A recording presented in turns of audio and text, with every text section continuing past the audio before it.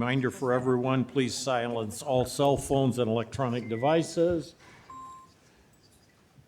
When speaking, please come to the podium, state your name, address, and speak loudly and clearly. Thank you. Item number 1 is approval of the agenda. I'll move it. Second. All in favor, aye? Aye. Aye, passes 3-0. Item number 2, approval of the meeting minutes from April 8th, 2025. Move it. All in favor, aye? Aye. Passes 3-0. Item number 3, financial report. And we will call on Mr. Erickson for that, please. Good afternoon. I'm Ryan Erickson with Woodbury County Finance Director. A real quick and simple report this week. The last 2 weeks, the only thing that we have was revenue. I would just point out the taxable bond, that interest used to be put in the miscellaneous. That's now being put where the taxable bond is. And then the maintenance fund also had some interest. Bills, we are in the process of discussing on where we're going to be able to, pay them out of. So there's been some bills that are outstanding, then that will be addressed with the next meeting. Any questions? Thanks, Thank you, Ryan. sir. Thank you. Item number 4, discussion and action on suitor's proposal for vestibule room 1010 cabinet unit heater. And I would call on Shane Albrecht from Baker Group to give us an overview of that, please. Yeah, thank you. So vestibule 1010 is the front vestibule as you walk into the building. On the prints, it talks about an EHU2 to be installed in this vestibule. There is no schedule for an EHU2. It shows up on 2 prints, but there is no power. EUH2 should be an electric unit heater. We've talked about it before. And if there's an EUH2, there should be an EUH1. There's not one of those either. So it's not on the schedule. So this is a proposal to put a ceiling mounted cabinet unit heater in there. Corey picked a unit that would work. We have a 2-inch line going out because of the snow melt system on the front. So we're going to tap into that. This will include the electrical from Thompson. And because this had a long lead time, it was needed to be approved quickly. So Ron and Kenny have both approved this. We're just bringing it for you guys for ratification. So if there's any questions, I'll gladly answer those. Any questions of Mr. Albrecht? I think you've talked about this in the past, Shane, but just for the good of the public and clarity, you want to talk about what the procedure will entail, just as a refresher as far as getting this installed? Sure. So this is in kind of a tougher spot to get to. So we're going to have to shut down the hydronic system and drain it. When we do that, the reason this also was so critical is, if you remember, we had some cold temperatures in some of the offices. This will allow for the two, we approved this last meeting for doing all the things for the hot offices. We got 2 valves we got to replace in there. This will allow one-time shutdown to get all of those taken care of. Great. So they'll do that. We have a gentleman, we'll call him Aditya, with Suter that's going to be leaving for the UK. He's able to get this piece installed and programmed now because we gave him the okie dokie before he leaves. So this allows for us to have unity on the whole thing. It'll be hard to get it in to start with because it's in the main vestibule, but then it'll be easy, for everybody to get it back in because it just goes in the ceiling. So it literally just gets mounted in the ceiling. Sure. And screwed up to the structure. It'll look just like it belongs there. Some of our questions before, we picked out the color for this, so this will be white to kind of match the ceiling tile. So this will not look like an afterthought. This will look like it was meant to be part of the system. Thank you. Any other questions? I'd move approval. Second. All in favor, aye? Aye. Passes 3-0. Item number 5 on the agenda today, discussion and action on suitor's proposal for AHU1 and AHU2 reprogramming. And again, I would call on Shane Albrecht from Baker Group to give us an overview.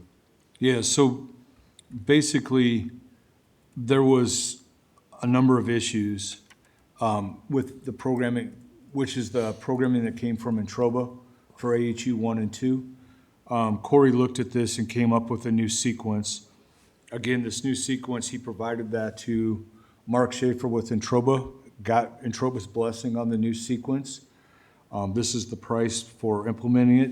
If you guys remember, last week I kind of gave you an estimate of $5,000 per unit.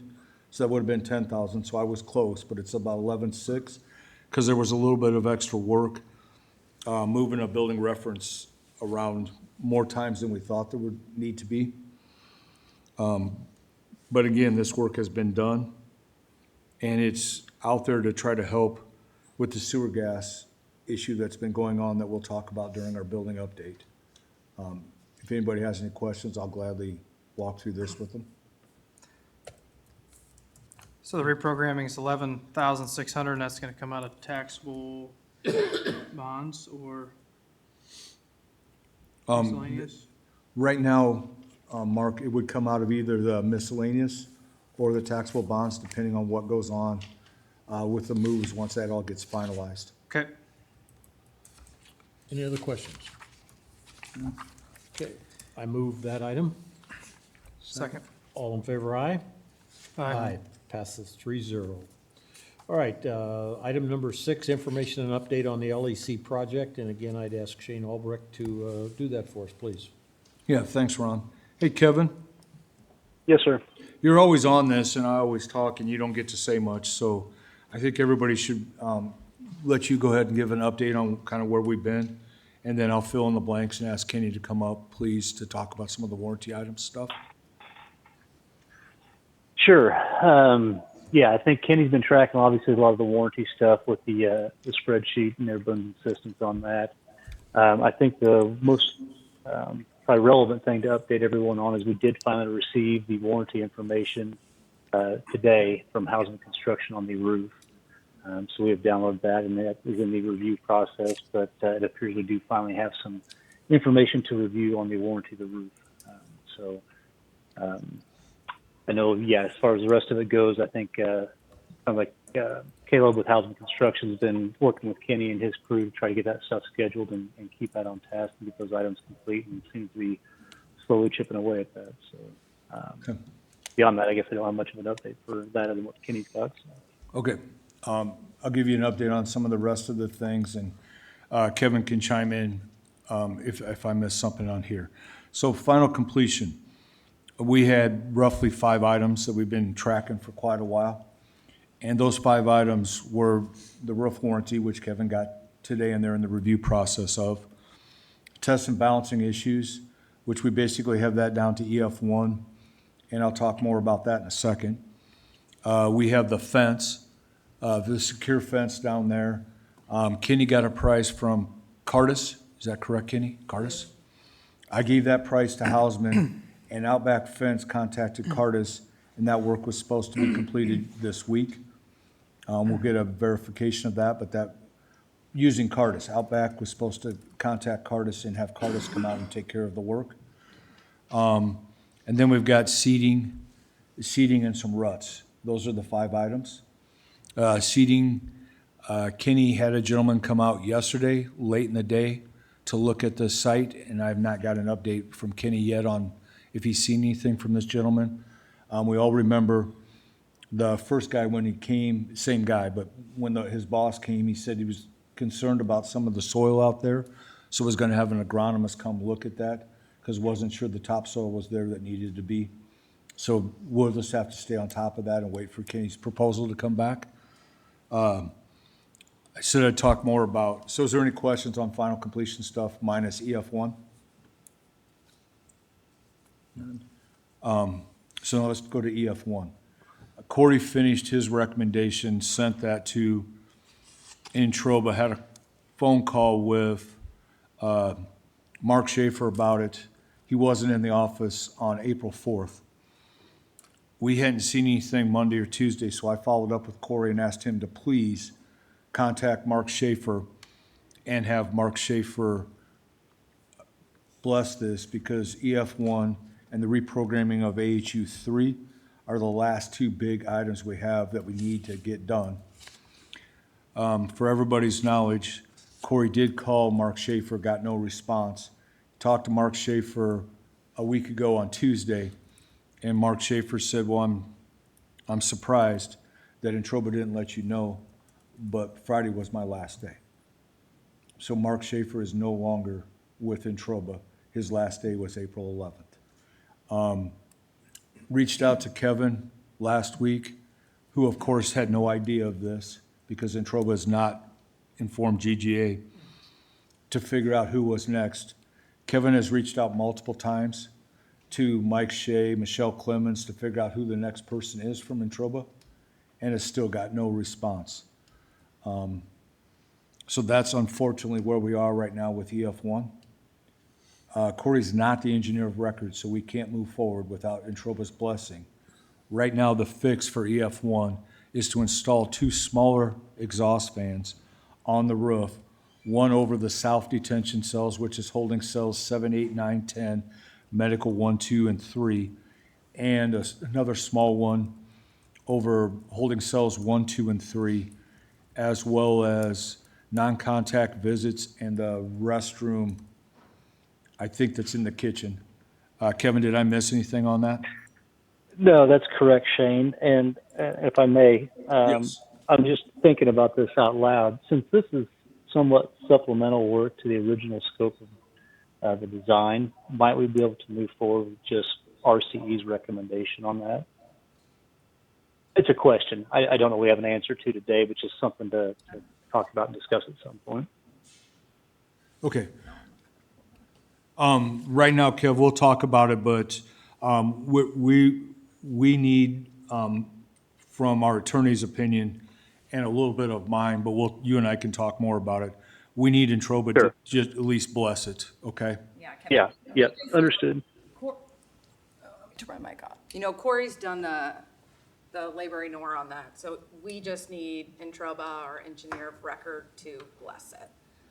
And then for the authority members, I sent a letter out to council for Introba and GGA today, just, you know, letting their council know that we are again without an engineer from Introba. We have, you know, less issues with Introba, but some urgent things we're still waiting on. So I sent that letter out. We need to know who is the new point for Introba, and we need for them to get back to us on those issues for a blessing. So, Kevin, and you don't have any other update as of today on Introba? No, I still not have heard back from anybody from Introba, so Okay. yeah, we'll continue chasing after them. I still, have not been notified by them that Mark Schaefer's not there. I heard it obviously third person, so that was news to me, and so I reached out to them immediately and haven't heard back. So Kevin, was this the first time that Introba has had somebody leave without you being notified? it is not. This has happened at least 2, if not 3 times now. We find about this through second and third party information. So I apologize. It's not your guys' problem. It's my problem. But yeah, it's kind of hard to keep the ball in play when we don't know somebody's fumbled the ball. So And Mark Schaefer was our fourth engineer. That is correct. that is correct. So right now, just for everybody to understand the time frame, a new exhaust fan is a 4 to 5 week lead time from approval to tell them to order. I can't even tell them to order yet until we get somebody to say, yes, this is good, move forward. The next piece of that is, it's gonna take the contractor 2 weeks to price it. And right now, we've got a second piece to this. Because it's tied to the final completion, we're waiting on Hausman to say they don't want to be part of this so that we can go directly to Suter, Thompson, and White Castle. Currently, until we get that letter from Hausman's counsel, and Jody sent an email to them today, until we get that letter from Hausman's counsel saying they don't want to be any part of this, by contract, we have to take this through Hausman. So so Suter hasn't looked at it, Mark, is what I'm saying, because I can't tell Suter to look at it, because that would be a Hausman direction until that's fixed. So Mark Schaefer was our fourth engineer with Introba. Wasn't he like a vice president, or he was pretty high up within the He company? was head of their Yeah, he was head of their mechanical division. Yes, he was one of the higher ups, Mark. For the whole company, or just for the St. Louis office, or? I believe for their commercial division of Introba. They obviously merged with a big company a while back, and they do a lot of bigger industrial stuff. So I believe he was mainly over the commercial side of their firm. So he was a big fish. Yes.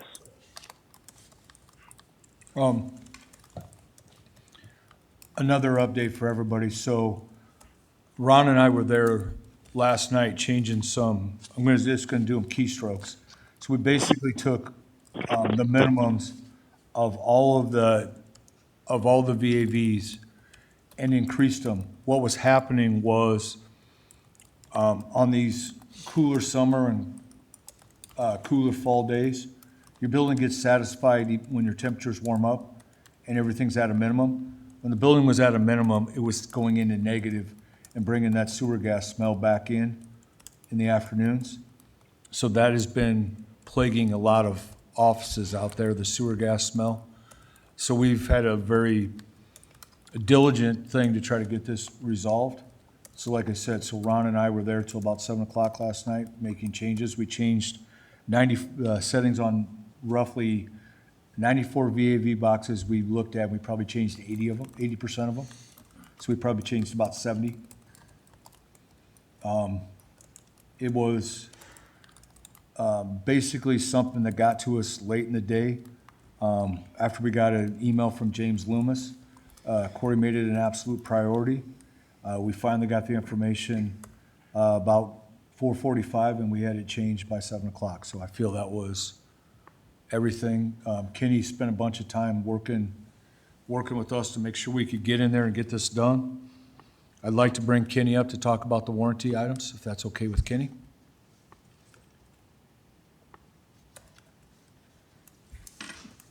Good afternoon. Weekly, I communicate with Hausman on the warranty list.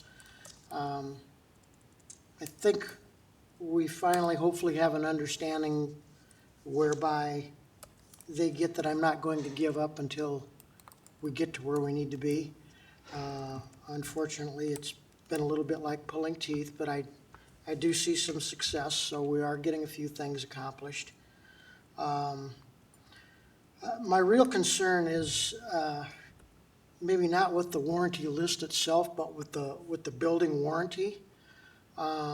We have basically a 1-year timeline on that building to review and go over our warranty items, and Shane can explain that a little bit further. But that date, I think, is coming in September, and I'm very concerned that we're not going to be ready for that, or the building's not ready for it. Currently, right now, our building automation system, due to the equipment, and I'll call them some of the engineering issues that we've had, basically is not operable. We can try to force it, like Shane said. He did a bunch of VAV box adjustments last night to try to force this system to alleviate the problems that we're having. But that's what we're doing. We're forcing the building to do something that it's not been designed or programmed to do. We're getting outside of its parameters that were not working due to the equipment not operating or reacting to the building's needs as it should. So my real concern is we've got things like that, some other things that are on the warranty list that I can just see aren't going to be done on time. And so I think that the authority is probably going to have to consider, maybe with their legal counsel, on how we extend that warranty to make it right. Because I'll ask Shane to speak to this, but I don't see any way, shape, or form that we are even going to get close. A lot of that has to do with things like the exhaust fans that we have to put on the roof and the timing there. There's just no way, in my eyes, that we're going to hit that Hausman is going to be able to hit that deadline on time. So any questions for Kenny first?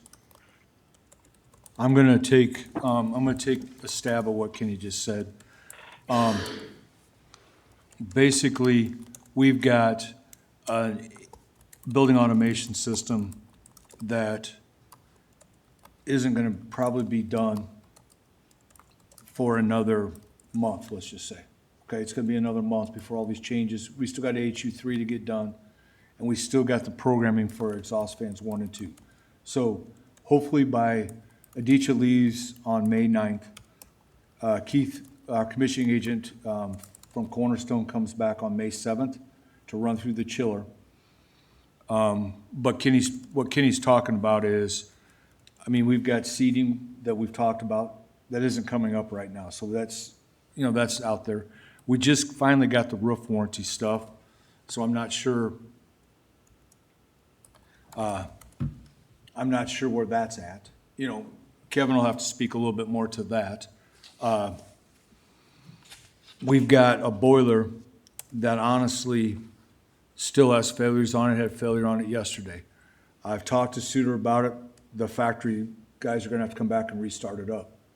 So it's a very valid question. We've got some items that have been in, but haven't been running correctly, or we've been changing because of Introba design errors or things like that.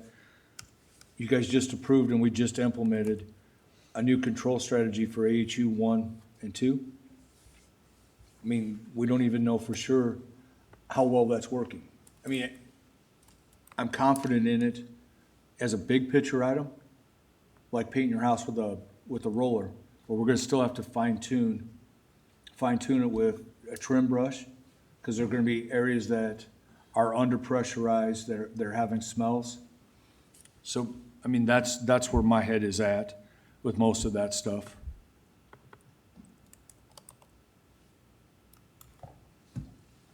I would like to comment on that if I could, Shane. Sure.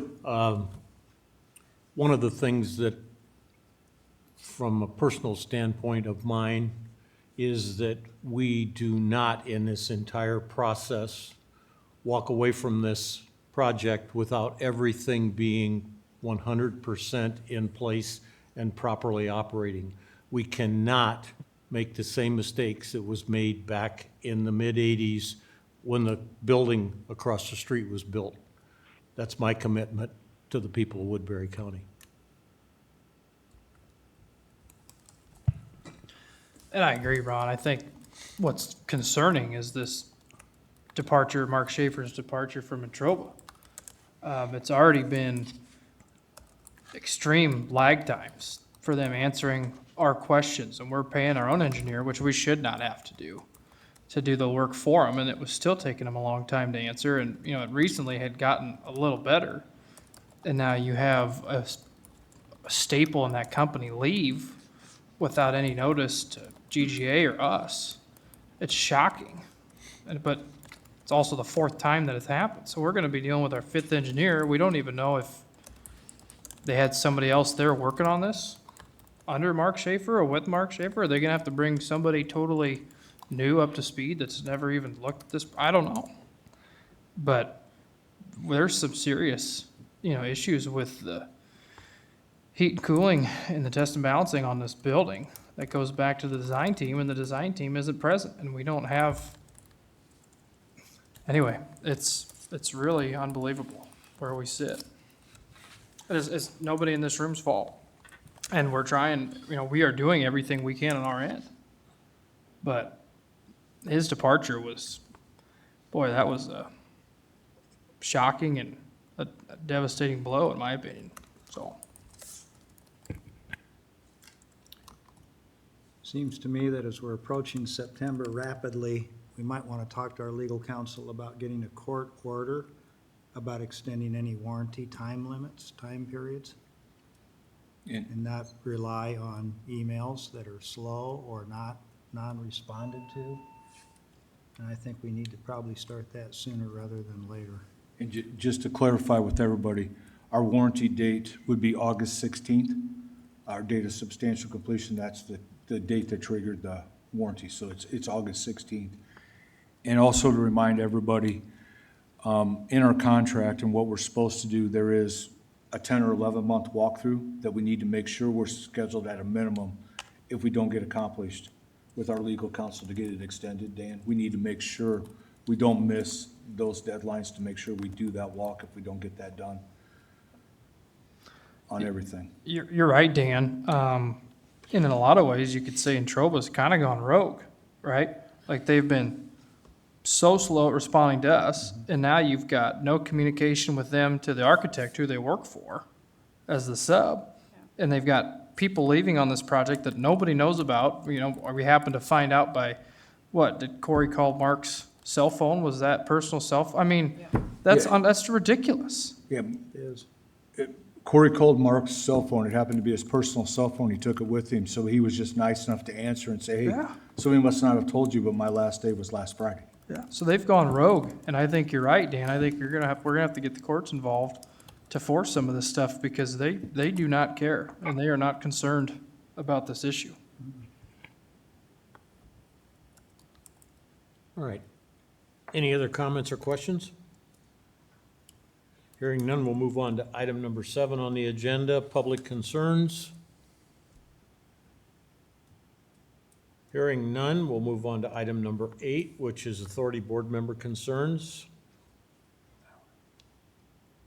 I think we've already we have spoke our already- piece. We Okay, have, all I right. have, yes. All right, thank you. Item number 9 on the agenda is a joint closed session with the Woodbury County Board of Supervisors, Frederickson and Byron Law Firm under Iowa Code Chapter 21.51C. I move that we move into closed session. Second? Roll call vote, please. Wick, Aye. Moore, Aye. Nelson. Okay, thank you, everyone. Thanks, everyone.